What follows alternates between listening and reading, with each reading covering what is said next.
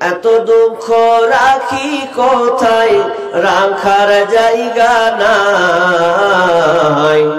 আমাদেরই কপালেতে শান্তি বুঝি নাই ভাইরে, আমাদেরই কপালেতে শান্তি কেন নাই। পাঁচ ওয়াক্ত নামাজ পড়ে কপাল তার দাগ, মক্কাতে যাই নামের আগে লাগাই হাজি সাহেব। পাঁচ ওয়াক্ত নামাজ পড়ে কপাল তার দাগ, মক্কাতে যাই নামের আগে লাগায় হাজি সাহেব। চায়ের দোকানে বসে হাজি টেলিভিশন চাই ভাইরে, চায়ের দোকানে বসে হাজি টেলিভিশন চাই। হিন্দি গানের তালে তালে পাগুটি নাচাই ভাইরে, আমাদেরই কপালেতে শান্তি কেন নাই। এত দুঃখ রাখি কোথায়, রাখার জায়গা নাই ভাইরে, এত দুঃখ রাখবো কোথায়, রাখার জায়গা নাই। আমাদেরই কপালেতে শান্তি বুঝি নাই ভাইরে, আমাদেরই কপালেতে শান্তি কেন নাই। সুদে ঘুষে জীবন কাটে করে দুর্নীতি, এমন লোক হয় যদি মাদ্রাসার সভাপতি। সুদে ঘুষে জীবন কাটে করে দুর্নীতি, এমন লোক হয় যদি মসজিদের সভাপতি। ভাইরে হক কথা বলতে গেলে মৌলবীর চাকরি নাই ভাইরে, সত্য কথা বলতে গেলে মোল্লার চাকরি নাই। আমাদেরই কপালেতে শান্তি বুঝি নাই ভাইরে, আমাদেরই কপালেতে শান্তি বুঝি নাই। সমাজেতে অসঙ্গতি বলবো কত আর, গায়ের জোরে বিচারপতি ঘুষেরই কারবার। সমাজেতে অসঙ্গতি বলবো কত আর, গায়ের জোরে বিচারপতি ঘুষেরই কারবার। টাকার লাগি গরিব দুঃখী বিচার নাহি পায় ভাইরে, টাকার জন্য গরিব দুঃখী ইনসাফ নাহি পায়। আমাদেরই কপালেতে শান্তি বুঝি নাই ভাইরে, আমাদেরই কপালেতে শান্তি কেন নাই। বড় ছোট নাই ভেদাভেদ, কোথায় মান সম্মান, বাপের সমান মুরব্বিকে করছি অপমান মোরা। বড় ছোট নাই ভেদাভেদ, কোথায় মান সম্মান, বাপের সমান মুরব্বিকে করছি অপমান ভাইরে। 8 বছরের ছেলে যদি সামনে বেড়ি খায় ভাইরে, 10 বছরের ছেলে যদি সামনে বিমল খায়। আমাদেরই কপালেতে শান্তি বুঝি নাই ভাইরে, আমাদেরই কপালেতে শান্তি কেন নাই।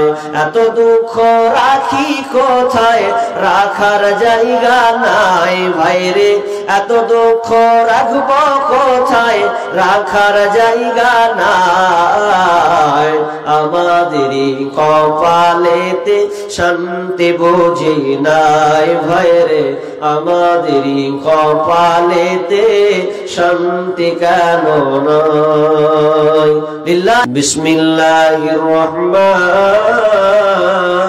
রহিম। سنعذبهم مرتين সুম্মা তুরাদ্দুনা ইলা আযাবিন আযীম। আল্লাহ সুবহানাহু ওয়া তাআলা বলেন, আমি তোমাদেরকে অচিরে বারবার মারব, বারবার তোমাদেরকে মারব। সুম্মা তুরাদ্দুনা ইলা আযাবিন আযীম, এবং তোমাদেরকে মহা কঠিন শাস্তির দিকে তোমাদেরকে নিয়ে যাওয়া হবে। আল্লাহ তাআলা এখানে দুইটি বিষয় তিনি আলোকপাত করেছেন। প্রথম নম্বরে বলেছেন সানুআদ্দিবুহুম মাররাতাইন, আমি তোমাদেরকে দুইবার মারব, তোমাদেরকে বারবার মারব। তার মানে আল্লাহ তাআলা কবরের মারের কথা বলেছেন। তোমাদেরকে কবরে আযাব দেওয়া হবে, কবরে তোমাদেরকে শাস্তি প্রয়োগ করা হবে, কবরে তোমার খাবে। সুম্মা তুরাদ্দুনা ইলা আযাবিন আযীম, এবং মহা কঠিন শাস্তির দিকে তোমাদেরকে নিয়ে যাওয়া হবে। সেই শাস্তিটা কোনটা? ওটা হচ্ছে কিয়ামতের ময়দান। ওটা কোনটা? জাহান্নামের ময়দান। আর ওখানেও শাস্তি দেওয়া হবে। তো আল্লাহ তাআলা প্রথম অংশে শুরুয়াংশে বললেন তোমাদেরকে কবরে শাস্তি দেওয়া হবে, রেহাই নাই। পৃথিবীতে কোন লোক বলতে পারবে না, আর বলার ক্ষমতাও নাই যে কবরে আমি ঢুকবো না, যাব না।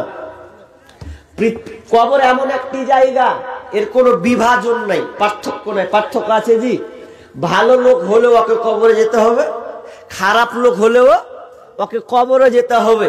ভালো হও আর মন্দ হও, বিখ্যাত হও আর কুখ্যাত হও, যাওয়া লাগবে। যাব না এ কথা বলার কেউ নাই। दिल चाहे या ना चाहे जाना पड़ेगा, दिल माने या ना माने जाना पड़ेगा। তোমার মন মানুক আর মন না চাহুক তবুও তোমাকে যেতে হবে। কবরের ভাগ নাই, বিভাজন নাই। আমাদের পূর্বে যতজন মারা গিয়েছে সকলকে কবরে পাড়ি দিতে হয়েছে।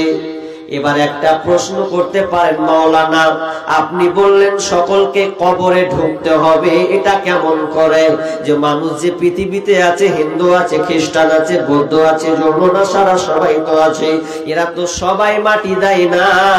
হিন্দু যারা আছে ওরা তো পুড়িয়ে দেয়, হিন্দু যারা আছে অনেকে পানিতে ভাসিয়ে দেয়। তো ওদের কবর কিভাবে হলো? ওই জন্য বিশ্বনবী বলছেন এদের দ্বিতীয় নাম দেওয়া হয়েছে বারজাখ। বারজাখ বিশ্বনবীর ভাষা, কবরকে বারজাখ বলা হয়েছে। বারজাখ মানে মৃত্যুর পরের স্থান, মরার পরের স্থানকে বারজাখ বলা হয়। তার মানে একটা লোককে যদি বাঘে খেয়ে নেয় আর বডিটা যদি আপনি না পান, লাশ যদি আপনি খুঁজে না পান, ওটাই তার কবর হয়ে যাবে। যদি কোনো মানুষকে নদীতে ভাসিয়ে দেওয়া হয়, লাশটাকে যদি খুঁজে না পাওয়া যায়, ওটাই তার কবর হবে। যদি কোনো মানুষকে পুড়িয়ে ছারখার করে দেওয়া হয়, ওটাই তার কবর হবে। কারণ বারজাকি জীবন বলা হয়েছে। তার মানে কবর থেকে কেউ রেহাই পাবে না। ভালো করে শুনেন একটু, কবরে সবাইকে থাকতে হবে। আচ্ছা, জান্নাতে কি সবাই যাবে? হাজি, জান্নাতে সবাই যাবে? যাবে না। কারা যাবে? ভালো লোক জান্নাতে যাবে, তাই তো? আর কি বলছে রে? জাহান্নাম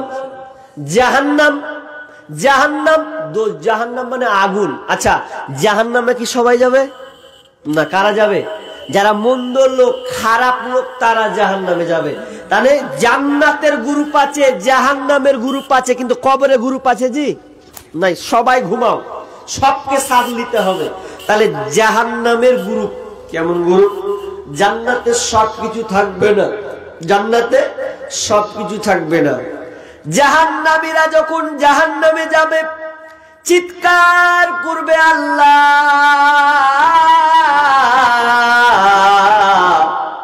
আল্লাহ বলে ফেরেশতারে ওই আমার গোলামেরা, ওই আমার নাফরমান বান্দারা বান্দিরা কেন কান্না করছে, কেন আমাকে ওরা ডাকছে, কি তাদের ডাকার জন্য পড়েছে? তখন ফেরেশতা বলবে মাবুদ, ওই আপনার নাফরমান বান্দাগুলো আপনার কাছে পানি চাইছে, পানি। জাহান্নামে কোনো পানি তো দূরের কথা, লা ইয়াযুকুনা ফিহা বারদাও ওয়ালা সারাবা, সেখানে ঠান্ডা পানি চিকতে দেওয়া হবে না। ঠান্ডা পানি তো দূরের কথা, ইল্লা হামিমা ওয়া গাসসাকা, তাদেরকে রক্ত আর পুজ পান করতে দেওয়া হবে। যারা জাহান্নামে যাবে আল্লাহ বলবে যা যা, ওদেরকে শারাব নয়, ওদের শারাবটা কোনো ঠান্ডা পানি নয়, কোনো মধু নয়, কোনো আপনার কোনো দুধ নয়, এদেরকে দেওয়া হবে রক্ত আর ফুল। তারা কোনোদিন খেতে পারবে না। শুধু তাই নয়, তাফসিরে এসেছে জাহান্নামীরা পানি দেখে বলবে এখন মনে হয় পানি পেলাম। পানি যখন পড়বে, উপর থেকে পানি নামবে, তার বুকের মধ্যে বুলেটের মতন গুলি লাগবে, উপর থেকে লাগবে, একটাও টিকতে পারবে না। গরম গরম করে পানি পড়বে, সব রক্ত শরীরটা যেন মমির মতন গলে যাবে। জাহান্নামীরা জাহান্নামে চিৎকার করবে, এদের কোনো লাভ হবে না। সেমনি ভাবে জান্নাতে সবাই যাবে না, ভালো লোক জান্নাতে যাবে। দুনিয়াতে যারা আল্লাহকে ভয় করে পুরো জীবনকে চালিয়েছে, নবীর তরিকা অনুযায়ী চলেছে, তারা কেবল জান্নাতে যাবে।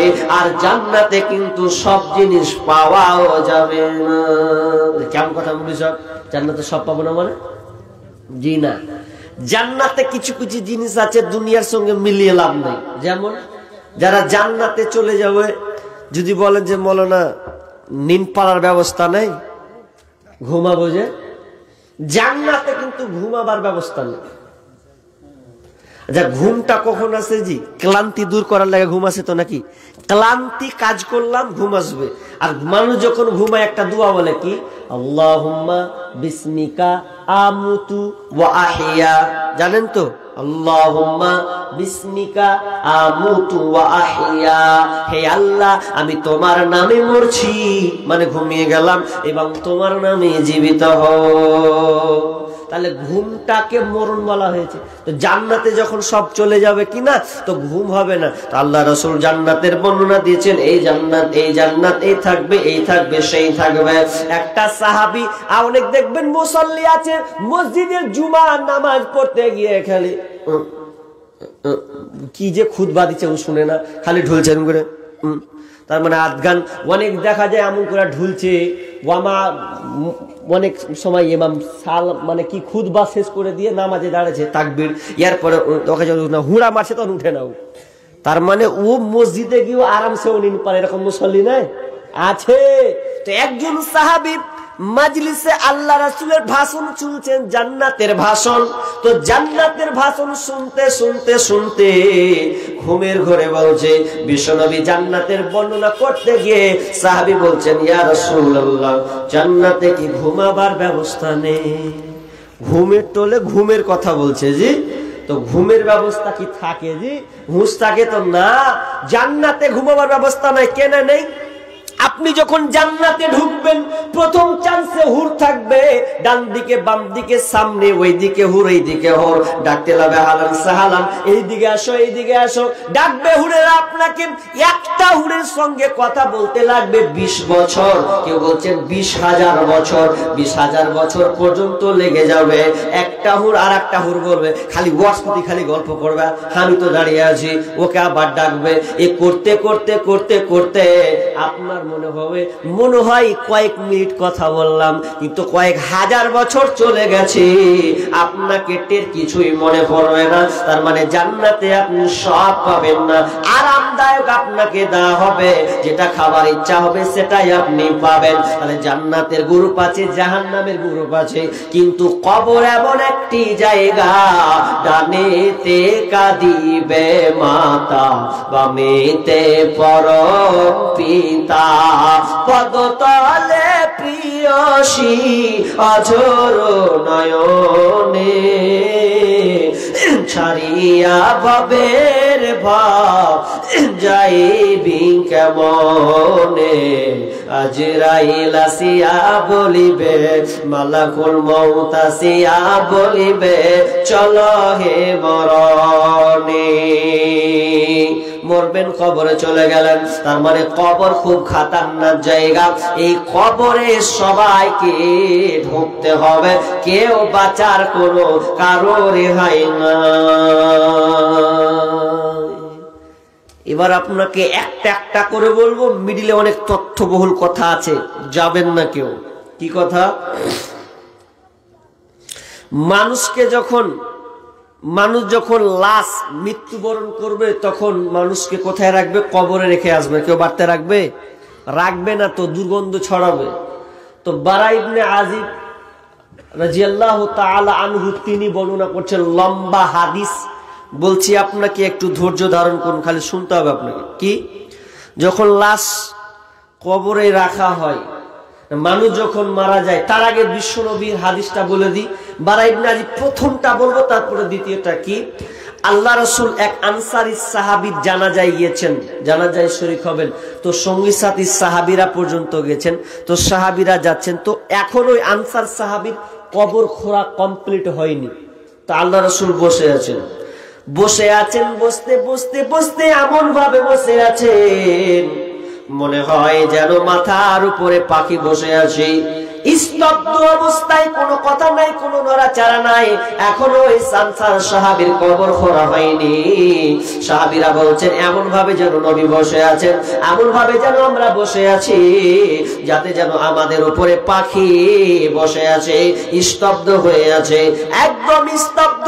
এমন সময় বিশ্ব নবীর হাতে আপনার কিনা কিছু খড়ি নিয়ে আছেন, আর ওই খড়িটা দিয়ে মানুষ দাগ যেমন কাটে, খড়ি নিয়ে মানুষ দাগ কাটে মাটিতে, বিশ্ব নবী খড়ি দিয়ে দাগ কাটতে আছেন। আর দাগ কাটতে কাটতে কাটতে হঠাৎ করে বলছেন, ও সাহাবীরে, তোমরা কবর থেকে পরিত্রাণ চাও, কবর থেকে তোমরা পরিত্রাণ চাও। আমরা সঙ্গে সঙ্গে বললাম আলহামদুলিল্লাহ, আমরা কবরে আযাব থেকে সঙ্গে সঙ্গে আমরা পানা চাইতে লাগলাম। কবর থেকে তোমরা পানা চাও কেন? শুনে নাও, কবরটা কত কঠিন জায়গা।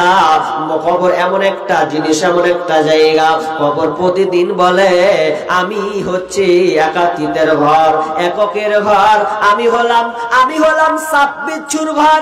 কবর প্রতিদিন ডাকে আর বলে আমি হচ্ছি অন্ধকার ঘর। যখন যে আসবে সাবধানে আসবে, কবর যে ঢুকবে সাবধানে আসবে, আমল নিয়ে আসবে। আমি ভয়ঙ্কর একটি কবর, ভয়ঙ্কর একটি জায়গা। ও কবর ভয়ে যান কেঁপে মরে, তবু কেন ডাকিস, আয় মোরা কলার ঘরে। ও কবর ভয়ে যান কেঁপে মরে, তবু কেন ডাকিস, আয় মোরা কলার ঘরে। যে তোর বাধা বাঁধনে পড়ে, যে গেল আর এলো না ফিরে, তবু কেন ডাকিস, আয় মোরা কলার ঘরে। কবর প্রতিদিন ডাকে, প্রতিদিন আপনাকে বলে সতর্ক হয়ে যা। আজকে তুমি কমাটির উপরে খুব লাপাচ্ছ, পিকনিক মানাচ্ছ, বক্স বাজাচ্ছ, খুব মজা লাগছে। কবর বলছে সেদিন তোকে আমি গিনে নেব, যেদিন তুই কবরে আসবি, সেদিন আমার পেটের মধ্যে আসবি, সেদিন তোকে মাটির উপরে খোদার স্বাদ বুঝিয়ে দেব। ডিজে বাজার, তোর রক্স তোর শখ আমি ভুলিয়ে দেব। আমি এমন একটা কবর আমি কাউকে ছাড়িনি, নমরুদ হামান ফেরাউনকে ছাড়িনি, এমনকি নবীদের পর্যন্ত আমার কাছে শুতে হয়েছে, আমার কাছে পর্যন্ত আসতে হয়েছে। আমি ভয়ঙ্কর একটি জায়গা, তোমরা সতর্ক হয়ে যাও। বিশ্বনবীর ঘটনা এখনো শেষ হয়নি। আল্লাহ বলছেন তোমরা কবর থেকে পরিত্রাণ চাও, পরিত্রাণ চাও কবর থেকে ভয়ঙ্কর। বিশ্বনবী বলছেন যখন একজন মাইয়াত যখন মারা যাবে মালাকুল মউত হাজির হবে এবং তার সামনে আপনার কি না সূর্যের মতন চকচকে বর্ণের সাদা বর্ণের একজন ফেরেশতা এসে হাজির হবে। ওই ফেরেশতা যখন হাজির হবে মালাকুল মউত তখন তার জানটাকে যখন বের করবে, জানটাকে যদি সে ভালো ব্যক্তি হয়, ভালো ঈমানদারওয়ালা হয়, তখন ওই আপনার মালাকুল মউত বলবে ইয়া আইয়াতুহান নাফসুল মুতমাইন্না, ওরে পবিত্র আত্মা, প্রশান্ত আত্মা, তুমি যে ফিরেছো রবের দিকে, তোমার রবের প্রতি তোমার উপরে সন্তুষ্ট আছে। যখন তাকে সুন্দর করে যখন আত্মাটাকে বের করা হবে, আত্মা যখন বের হবে সুন্দর করে, সঙ্গে সঙ্গে কেমন বের হবে, একটা মায়েরা যেমন কলসিকে ঢালে পানি যেমন গিলাসের সঙ্গে সঙ্গে বেরিয়ে যায়, ওই রকমই একটা মুমিনের আত্মা যখন বের হবে সঙ্গে সঙ্গে ওই ফেরেশতাদেরকে হাতে দেবে। কাদেরকে? যাদের আপনার কিনা হাতে আপনার কিনা কাপড় থাকবে, সুগন্ধি কাপড়। সেই সুগন্ধি এত সুগন্ধি এত সেন্ট ছড়াবে, তাকে যখন চাদরে কাপড়ে যখন দেওয়া হবে মুড়ে নিবে। মুড়ে নেওয়ার পর তারা আসমানের দিকে উঠতে থাকবে। উঠতে উঠতে উঠতে উঠতে প্রথম আসমানে যাবেন। আর ফেরেশতারা বলবে এটা কার আত্মা, এটা কার আত্মা? তখন বলবে ফুলান ইবনে ফুলান, উমুকের বেটার, উমুকের। এই লাস্ট আত্মা, সুন্দর আত্মা, এত সুন্দর আত্মা কার? আসমানের দরজা খুলে দাও, তাকে খুলে দেওয়া হবে। 1 আসমান, 2 আসমান, 7 আসমান পর্যন্ত যখন আত্মাটাকে নিয়ে যাওয়া হবে তখন আল্লাহ বলবেন কাল্লা ইন্নাল কিতাবা আবরারি লাফি ইল্লিন, এই আত্মা, এই বান্দার আত্মাটা তোমরা ইল্লিনে লিখে দাও। এবং কি আল্লাহ বলবেন মিনহা খালাক ওয়া ফিহা নুঈদুকুম ওয়া মিনহা নুখরিজুকুম তারাতান উখরা।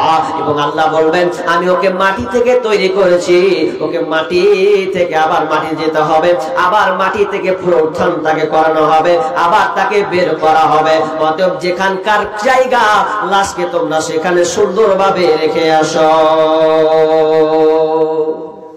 আবার মাটি দিবে। আর যদি খবিস আত্মা হয়, খবিস আত্মা, চা দিয়েছেন,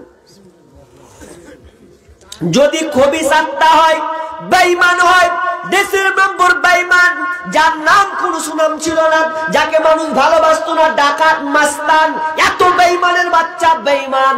আমরা যদি ওকে বলি বেঈমান, বেঈমান তো লোক হয়তো আমাকে মেরে দিত, কিন্তু সেই দিনকে বলা হবে ইয়া আইয়ুহান নাফসুল মুতমাইন, ইয়া আইয়াতুহান নাফসুল খাবিসা, এ খাবিস আত্মা বের হ, ওরে মন্দ আত্মা বের হ, খবিস জান বের হ। সহজে বের হতে চাইবে না ওই বেঈমান। যখন বের হবে না, জোর করে ছিকড়ে তাকে বের করা হবে। আর ওই ফেরেশতাদের হাতে, যে ফেরেশতা কালো বর্ণের, একদম দেখতে নোংরা, এমন দেখতে খারাপ ভয়ঙ্কর ফেরেশতা আসবে, তখন ওরা এক কি নিয়ে আসবে, আর কাপড় নয়, চট নিয়ে আসবে। চট নিয়ে এসে বলবে দাও, দুর্গন্ধ, এত পচা দুর্গন্ধ হবে, বের হবে, ওপরে নিয়ে যাবে। সবাই বলে কার, ছি ছি ছি ছি, এত দুর্গন্ধ, কার আত্মা রে? কুয়ার বেটার আত্মা, ফুলান ইবনে ফুলান, উমুকের বেটা উমুক, বেঈমান, মাস্তানের বেটা মাস্তান। ওয়াল্লাহ বন্ধ করছে, বলছে উপরে যখন উঠতে থাকবে, উঠতে থাকবে, উঠতে উঠতে উঠতে যখন বলা হবে আসমানের দরজা খুলে দাও, তারা বলবে না না। বিশ্বনবী আয়াতটা পড়ছেন সূরা আরাম 40 নম্বর আয়াতে বলছেন ইন্নাল্লাযীনা কাযযাবু বিআয়াতিনা ওয়াস্তাগবারু আনহা লা তুফাত্তাহু লাহু আবওয়াবুস সামা ওয়ালা ইয়াদখুলুনাল জান্নাহ হাত্তা ইয়ালিজাল জামালু ফি সামিল খিয়াত। তাদের জন্য তারা কি আসমানের দরজা খোলা হবে না? আসমানের দরজা তো খোলা হবে না, হবে না। কেন? কেন? কারণ তারা আমার আয়াতকে অস্বীকার মনে করেছে, তারা আমার আয়াতকে অস্বীকার মনে করেছে। কিছু বলছো? এলান করে দাও তো। কি হয়েছে? ভিক্ষা করছিলাম, ওখানে চাদরের টাকা ছিল 500 টাকা, রেখে আসলাম, আর এখন দেখছি নাই। যা ইন্না লিল্লাহ।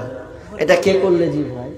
এটা তো খুব খারাপ জিনিস ভাই, যে করেছো খুব খারাপ কাজ করেছো।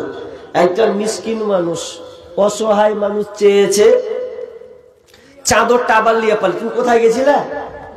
খাবার খেতে গেছিলাম, ডেলিগেটে খাবারও নাই। তো তুমিও তো একটা ভালো কাজ করেছো, স্পেশাল কাজ, 2 টাকাও ছাড়তে হয় না। তুমি চাদর রেখে চলে গেলে। জানো জামানা যুগ কি চলছে এখন? হ্যাঁ, মানুষ লিয়ে পালিয়েছি, তোমার টাকা। একটু এলান করে দাও।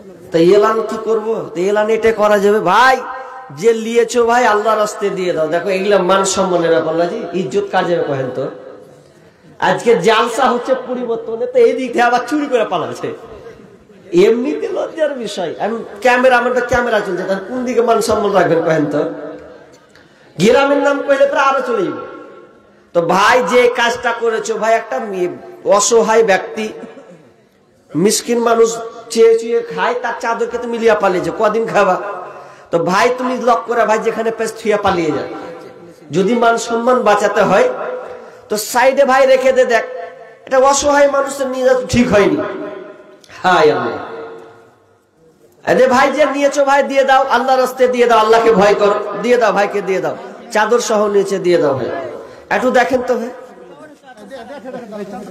আচ্ছা যান যান, ওদিকে সাইডে যান। কি বলছিলাম? খবিস আত্মা অর্থাৎ বেঈমান আত্মা, বদমাস আত্মা যদি হয় তো তার জন্য জান্নাতের দরজা খোলা হবে না, হবে না, হবে না। আসমানের দরজা খোলা হবে না, জান্নাত তো ঢুকতেই পাবে না। হাত্তা ইয়ালিজাল জামালু ফি সামিল খিয়াত।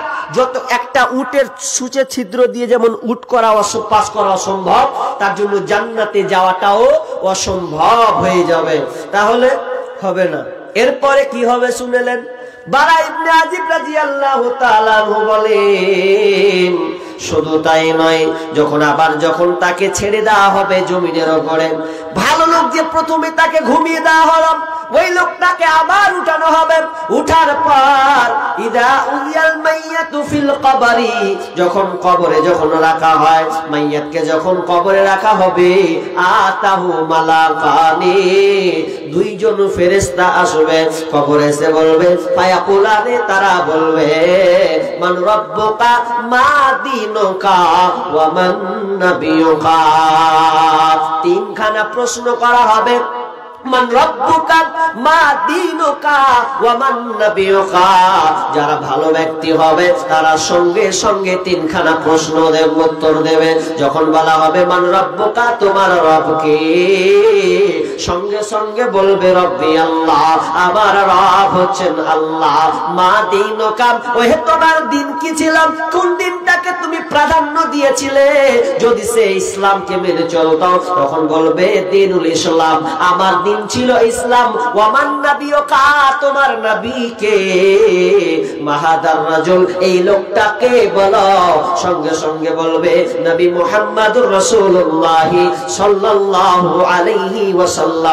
সঙ্গে সঙ্গে 3খানা প্রশ্ন যখন করে দেবে, প্রথম 4 নম্বরটাকে প্রশ্ন করা হবে, বলো ওহে পবিত্র আত্মা, এটা তোমার দ্বারা কি করে সম্ভব হলো? সঙ্গে সঙ্গে বলবেন, আমি আল্লাহর কিতাব পড়েছি, কিতাব পড়ে তার উপর আমি ঈমান এনেছি, ঈমান এনে আমি বাস্তবায়ন করেছি। তখন বলবে, ওই জন্য তুমি এই যে প্রশ্নের উত্তর তুমি দিতে পেরেছো, ঘুমিয়ে যাও। আমার আল্লাহ বলবেন, বাস বাস, ও বান্দাকে সুন্দর করে ঘুমিয়ে দাও, জান্নাতের দরজাটা খুলে দাও। তার শরীরে দুনিয়ার মানুষ ওকে মাত্র সাদা কাপড় পরিয়েছে, সাদা কাপড় পরিয়ে তারা মাটি দাফন করেছে। আল্লাহ বলছে, না না ফেরেশতা, সাদা কাপড় নয়, দুনিয়ার মানুষ না হয়ে সাদা পোশাক পরিয়েছে। বলে আমার ফেরেশতা, ওই লোককে, আমার আসল বান্দাকে, খাঁটি বান্দাকে তোমরা জান্নাতের পোশাক পরিয়ে দাও, জান্নাতি বিছানা বিছিয়ে দাও, জান্নাতের দরজাটা ওপেন করা দাও। যখন শুয়েছে সে জান্নাতের আভাস, সুন্দর আরামদায়ক সুগন্ধ, সুআরামদায়ক পরিবেশের উপরে তার দৃষ্টিসীমা পর্যন্ত থাকবে এবং সে ঘুমিয়ে যাবে। আর যদি মন্দ হয়, যদি দুনিয়াতে নাফরমান হয়, আল্লাহকে মানেনি, তখন যাকে বলা হবে মান রাব্বুকা, তোমার রব কি? হা হা লা আদরি, হা হা হায় হায় আফসোস, লা আদরি, আমি কিছুই জানি না, আমি কিছুই জানি না, শুধু হায় আফসোস করবে। মা দিনকা, তোমার দিন কি?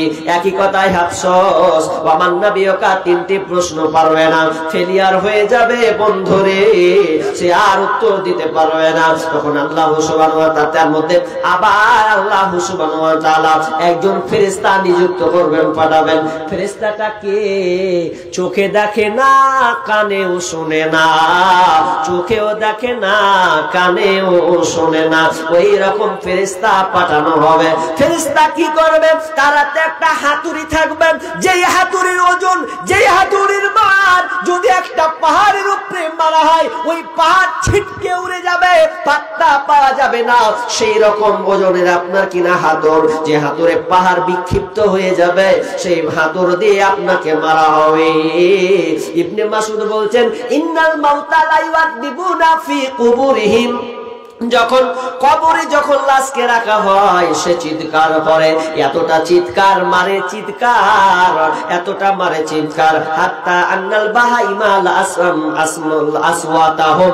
বিশ্বনবী বলছেন, পৃথিবীর যত কীট পতঙ্গ আছে, জানোয়ার আছে, সবাই শুনতে পাবে, কেবল মানুষ আর জিন শুনতে পাবে না। বাকি যত গরু, মহিষ, বিড়াল, যত প্রাণী আছে, কবরে আযাব শাস্তি শুনতে পাবে। এতটা চিৎকার করবে যে ফেরেশতাটা মারবে, চোখও দেখবে না, কানেও শুনবে না। হাজি, কানে যদি না শুনে, চোখ দিয়ে দেখলে তো একটা মায়া হবে যে লোকটা কান্না করছে, চোখ দিয়ে পানি বের হচ্ছে নাকি। কিন্তু এমন ফেরেশতা চোখ দিয়ে দেখতেও পাই না, কানেও শুনতে পাই না, মানে কালা বোবা দুটোই। আর ওই ফেরেশতা মারবে।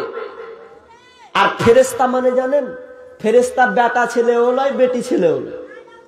এমন ফেরেশতা, ওকে খিদেও লাগে না। হাজি, একটা প্রশাসন, পুলিশ যদি কোনো আসামিকে ধরে,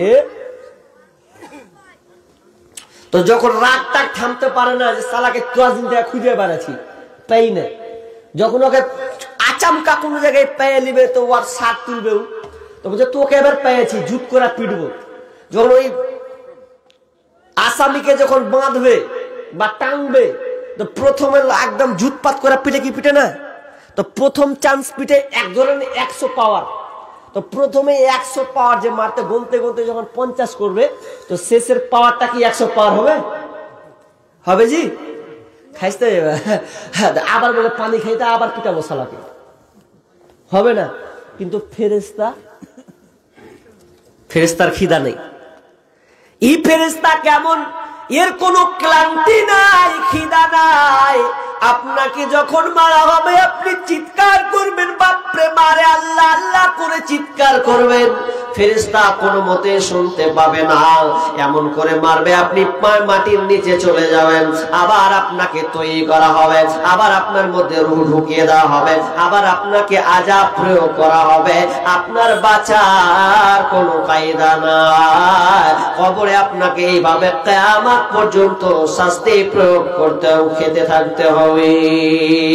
কবরের আযাব কত কঠিন, সইতে আমি পারিব না, মৃত্যুর যন্ত্রণা কত কঠিন, সইতে আমি পারিব না।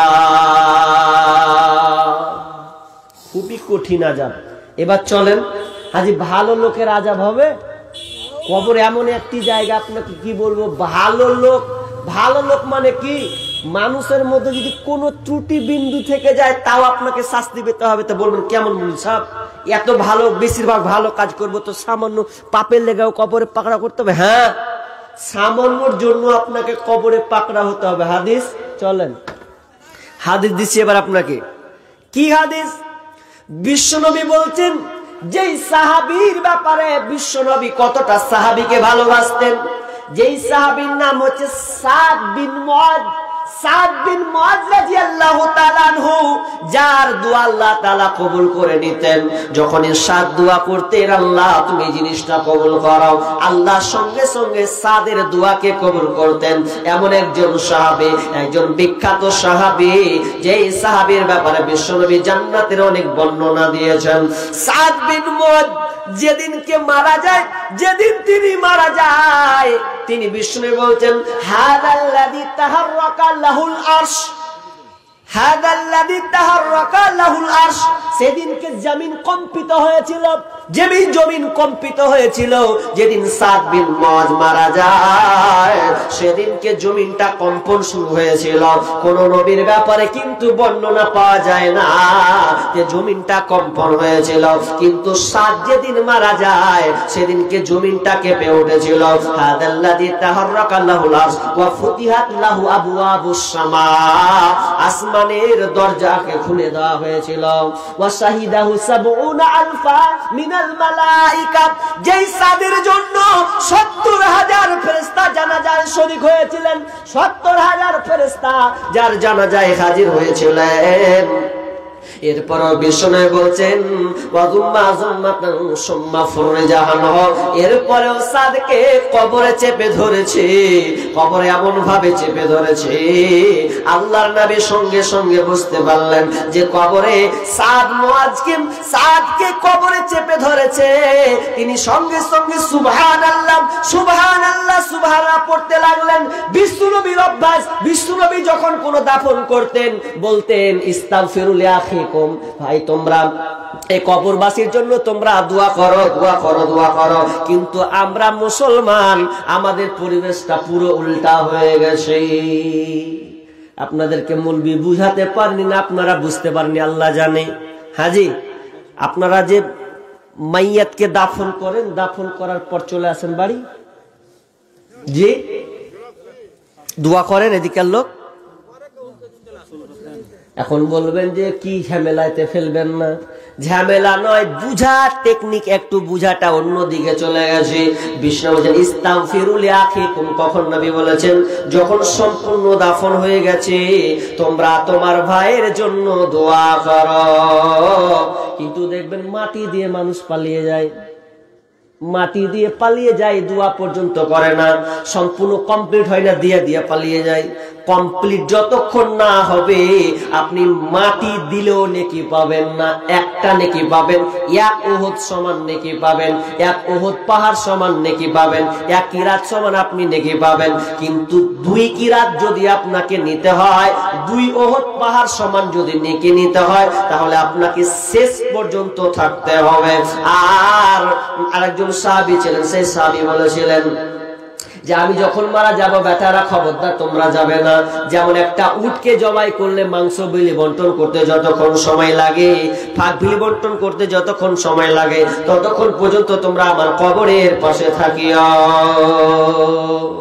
কিন্তু আমরা মুসলমান উল্টা বুঝলাম কি, যে মাটি দিয়ে দুয়া নেই তো পালে, খালি এটা বুঝে লেছে যে খালি মুলবি খালি রব্বানা রব্বিরহামহুমা কামা রব্বায়ানি সগীরা, আর আপনি বলবেন আমিন, তো আপনার কি লাভ হলো? মুলবি খালি কাঁদছে রব্বিরহামহুমা কামা রব্বায়ানি সগীরা, বুঝে ঠিক বের আব্বার লেগে মনে হয় দোয়া করছে আমিন, মুলবি খালি চোখের পানি ফেলছে। তো মুসলমান তুমি জানলে না রব্বিরহামহুমা তোমার বাপের লেগে লাগেনি, ওর বাপের লেগে লেগেছে। তুমি শুধু আমিন বলছো না, না তুমিও তোমার ভাইয়ের কবরে দাঁড়িয়ে যাও, আরবিতে বলতে পারো না, তুমি বাংলায় বলে দাও আল্লাহ তুমি আমার বাপ ভাইয়ের উপরে রহম করো, আল্লাহ তুমি আমার বাপের উপরে রহম করো, এর সুন্দর করো, প্রশ্নের উত্তরে অটল রাখো, এই দোয়াটা করো। আল্লাহুম্মা গফির লাহু ওয়ারহামহু, আল্লাহ তুমি আমার বাপের উপরে আমার রহম করো, আল্লাহ যে মারা গিয়েছে আমার আত্মীয় স্বজন রহম করো। এই দোয়াটা পারো অন্তত, আল্লাহ তুমি ক্ষমা করো, রহম করো, এই কথা তো বলতে পারবেন, বলে তারপরে বাড়ি যান। কিন্তু না, কবর কমপ্লিট হয় না, সব বাড়ি যে যে এদিকে কমপ্লিট হচ্ছে ঘর ভাত খাওয়া হয়ে গেছে বাড়তে, এরকম ভাবে, এরকম না, পরিবর্তন হন। বুঝতে একটু উল্টা শিখে গেছি আমরা। না, আপনি নিজে দোয়া করুন, দোয়া করে সম্পূর্ণ কমপ্লিট হয়ে যাবে, তারপর আপনি বাড়ি যান একটু দোয়া করে। কিন্তু না, আমরা পুরো উল্টা, বিশ্বনবী ইস্তাগফিরুল্লাহ আখিকুমে দোয়া বলতে বলতেন, সবাইকে দোয়া করতে বলতেন। সেদিনকে কিন্তু এই কথা আর বলছে না, সুবহানাল্লাহ সুবহানাল্লাহ আল্লাহু আকবার আল্লাহু আকবার। সাহাবীরা বললেন, ইয়া রাসূলুল্লাহ আপনার শব্দ এরকম চেঞ্জ কেন হয়ে গেল? ওরে সাহাবীরা রে, সাতকে চেপে ধরেছে, সাতকে পর্যন্ত কবর ছাড়েনি, তাকে চাপ প্রয়োগ করা হয়েছে, এরপরে তাকে নিষ্কৃতি দেওয়া হয়েছে। তার মানে কবর এমন একটি জায়গা, সাহাবী পর্যন্ত রেহাই পেল না। আমরা তো সাধারণ মানুষ, কেন কেন কেন? কেউ কেউ বলেছেন ওই সাহাবীর অপবিত্রতার ব্যাপারে একটু হয়তো ত্রুটি ছিল, কিংবা তার স্ত্রীর সঙ্গে কোনো ত্রুটি বিচ্ছুতি ছিল, এই কারণে হয়েছে। কিন্তু হাদিসে স্পষ্ট আছে, হাদিসে স্পষ্ট আছে, বিশ্বনবী বলছেন যে বিশ্বনবী বিকাবরাইনি ফাকালা, বিশ্বনবী দুইটা কবরের পাশ দিয়ে গেলেন, ফিকামরাইনি ফাকালা ইন্নাহুম্মা লা ইউআদ্দিবান, এবং বললেন এই কবরে শাস্তি হচ্ছে, এই দুইটা কবরে শাস্তি হচ্ছে। ওয়া মা ইউআদ্দিবানি ফি কাবীরিন, বড় কোনো পাপের কারণে শাস্তি হচ্ছে না, এমন কোনো কাবিরা গুনাহ করেনি, কি কারণে শাস্তি হচ্ছে? আম্মা আহাদুহুমা, বিশ্বনবী এক নাম্বার করলেন, এক নাম্বার বলছেন লা ইস্তাতিরু মিনাল বাউল, এক নাম্বার হচ্ছে যে প্রথম কবরে শাস্তি হচ্ছে, ওর শাস্তি হওয়ার কারণ ঠিক মতন পেশাব করাতে কন্ট্রোল রাখতো না। এবার ভালো করে শিখেন মশলাটা, কি বলছেন? পেশাব করেন তো না করেন না?